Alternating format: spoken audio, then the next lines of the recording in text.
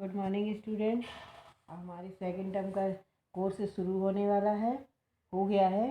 अब हम आज से हिंदी की बुक से पाठ 10 पढ़ेंगे। पाठ 10 पेज नंबर 63। पाठ 10 सीख मास्टर साहब की। सबसे पहला पाठ का परिचय दिया गया है। दूसरों की मदद करना बहुत अच्छी बात है।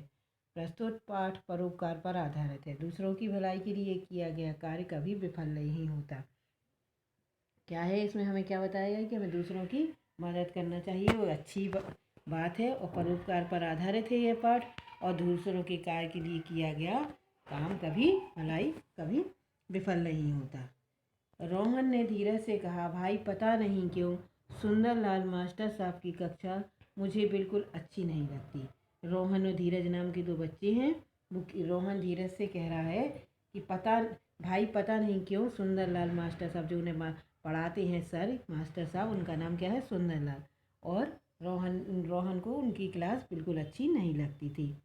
हर वाक्य के पीछे एक शिक्षा मंत्र जो जोड़ देते हैं, धीरज ने हंसकर कहा। रोहन ने जब धीरज से कहा कि मुझे उनकी क्लास अच्छी नहीं लगती है तो क्या हुआ, तो धीरज ने क्या कहा हंसकर, हर वाक्य के पीछे एक शिक्षा मंत्र जो जोड़ देते हैं। उस दिन की कक्षा खत्म होने पर मास्टर साहब ने रोहन की तरफ देखकर अपनी रोज वाली आदत के अनुसार शिक्षा मंत्र पढ़ा।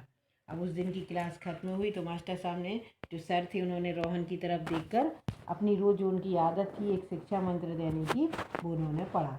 उन्होंने क्या कहा, प्रतिदिन एक अच्छा काम करना चाहिए। क्या करना चाहिए, प्रतिदिन मतलब रोज हमें एक अच्छा काम करना चाहिए, कहकर कक्षा के बाहर चले गए। जब उन्होंने अपना शिक्षा मंत्र दे दिया उसके बाद वो क्लास से बाहर चले गए। पर उस दिन मास्टर साहब की बात रोहन के मन में घर कर गई। अब क्या हुआ, उस दिन का जो शिक्षा मंत्र था वो रोहन के मन में क्या हो गया, समा गया, घर कर गई।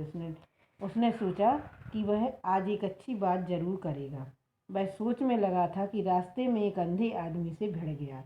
अब हम क्या हो गया, वो यही सोच रहा था कि वह एक अच्छी बात जरूर करेगा। तभी क्या हुआ, एक अंधे आदमी से वह भिड़ गया, मतलब टक्कर हो गई उसकी। हमें जो चित्र दिखाई दे रहा है हमारी पिक्चर में, तो क्या है, रोहन एक अंधे आदमी को लाठी पकड़कर रास्ता पार करवा रहा है। तो क्या हो गया, इसी आदमी से उसकी भिड़ गया था वह। उसकी लाठी गिर गई और वह जोर से चिल्लाया। रोहन ने उसकी लाठी उठाकर उसके हाथ में पकड़ा दी और उसे सड़क पार करवा दी। सड़क पार करवा कर रोहन को बहुत अच्छा लगा। उसने एक अजीब सा सुख महसूस किया। बस उस दिन से उसने मन में तय कर लिया कि वह प्रतिदिन एक अच्छा काम करेगा। अब तो जैसे उसे उसकी आदत सी पड़ गई।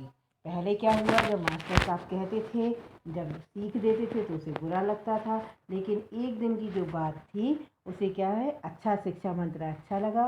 और जब मास्टर साहब ने कहा कि प्रतिदिन एक अच्छा काम करना चाहिए, अब क्या हुआ, जब मास्टर साहब क्लास से चले गए तो लेकिन उस दिन की सीख जो थी उसे बहुत अच्छी लगी। और जब वो इसी सोच में जा रहा था तो क्या हुआ, एक अंधे आदमी से टकरा गया, उसकी लाठी गिर गई, वो जोर से अंधा आदमी चिल्लाया।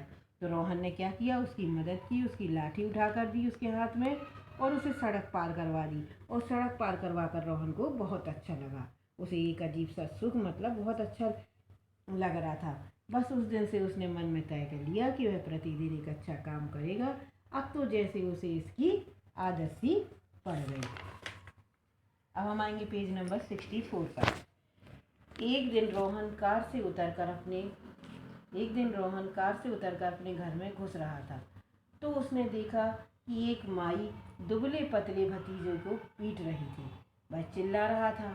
माई बड़बड़ाने लगी, ना पढ़ता है ना लिखता है, भैया ने गांव से भेजा है पढ़ने के लिए, फेल हो गया, हर समय चील मकोड़े बनाता रहता है, कहकर उसने मारने के लिए हाथ उठाया।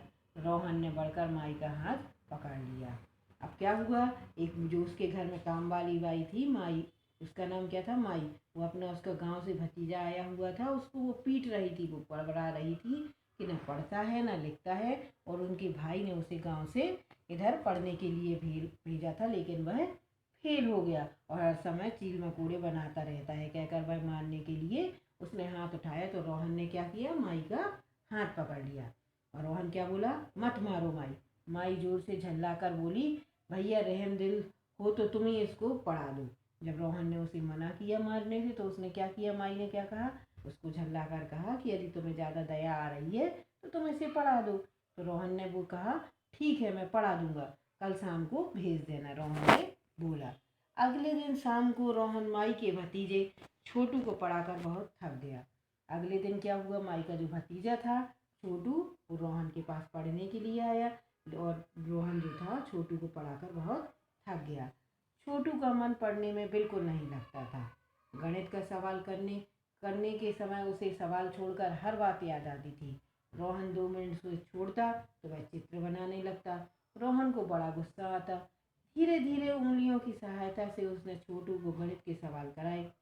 फिर तो छोटू गणित में तेज हो गया, जुबानी सवालों का चट से जवाब देने लगा। रोहन के साथ अंग्रेजी बोलना सीख गया। शाम को पढ़ने के बाद जब छोटू थैंक्स धन्यवाद कहता तो रोहन को बड़ी हंसी आती। पहले जब माई मार रही थी तो क्या हुआ था, रोहन ने कहा मेरे पास भेज देना, तो क्या हुआ, छोटू उसके पास पढ़ने के लिए आ गया। लेकिन क्या था, छोटू का मन पढ़ाई लिखाई में बिल्कुल नहीं लगता था। गणित के सवाल करने की समय उसे वही हर बात उसे दूसरी चीज़ें याद आती थी। रोहन उसे 1 मिनट यदि छोड़ देता पढ़ाई के बीच में तो वो क्या करता, चित्र बनाने लगता। तब रोहन को बहुत गुस्सा आता था। धीरे धीरे जब रोहन ने उसे उंगलियों की सहायता से गणित के सवाल हल करवाने के लिए कहा तो क्या हो गया, वो गणित के सवाल में बहुत तेज हो गया। जुबानी सवालों का चट से वो क्या करता था, जैसे मुँह से अपन ओरल में पूछते हैं ना, तो झट से सवाल दे देता था। और रोहन के साथ वह अंग्रेजी बोलना भी सीख गया था। और जब रोहन उसे पढ़ाता था तो पढ़ने के बाद जब छोटू उसको थैंक्स मतलब धन्यवाद कहता तो रोहन को बड़ी हंसी आती थी। रोहन की परीक्षा पास थी। उसने छोटू को समझा कर कह दिया था कि वह अपनी परीक्षा के बाद ही उसे पढ़ा सकेगा और छोटू ने शाम को आना बंद कर दिया। अब क्या हुआ, रोहन की परीक्षा पास थी। उसने छोटू को समझाया कि उसके परीक्षा के बाद ही वह उसे पढ़ा सकेगा, तो छोटू ने शाम को घर पे आना बंद कर दिया। एक दिन स्कूल बंद होने के बाद उसने अपना बस्ता उठाया और स्कूल के फाटक के बाहर सड़क के किनारे खड़े होकर अपनी कार का इंतजार कर रहा था। रोहन भैया, रोहन भैया, रोहन ने मुड़कर देखा। एक दिन क्या हुआ, जब स्कूल खत्म हुआ तो उसने अपना बस्ता उठाया और स्कूल के गेट के बाहर आया तो अपनी कार का इंतजार कर रहा था। तो उसे पीछे से आवाज़ आई, रोहन भैया, रोहन भैया। छोटू तुम यहाँ कैसे? जो वो कौन था रोहन भैया कहने वाला, छोटू था। तो रोहन ने उससे पूछा छोटू तुम यहाँ कैसे? भैया वो बोला भैया मैं पास हो गया। गणित में भी? रोहन ने हंसकर पूछा। हाँ। कहाँ जा रहे हो? बुआ की दवाई लेने। अब जी क्या है, दोनों के बीच में संवाद मतलब बातचीत हो रही है, रोहन और छोटू के बीच में। रोहन ने पूछा कहाँ जा रहे, तो उसने क्या कहा, बुआ की दवाई लेने। छोटू की बुआ रोहन के घर में माई का काम करती थी। छोटू की बुआ रोहन के घर में माई का काम करती थी। रोहन छोटू से बात कर रहा था कि एक काली कार ठीक उसके सामने आकर रुक गई। कार से एक आदमी उतरा और रोहन से बोला, आज आपके पापा ने दूसरी कार भेजी है, घर चलिए। क्या हुआ था, जब रोहन और छोटू आपस में बात कर रहे थे तो क्या हुआ, एक काले रंग की कार आकर उसके ठीक सामने आकर रुक गई। कार से एक आदमी उतरा और रोहन से बोला कि आज आपके पापा ने दूसरी कार भेजी है, आप घर चलिए। एक दूसरा आदमी कार से उतरा। दोनों ने रोहन को पकड़कर कार में धकेल दिया। रोहन नहीं नहीं चिल्लाता रहा और कार चल दी।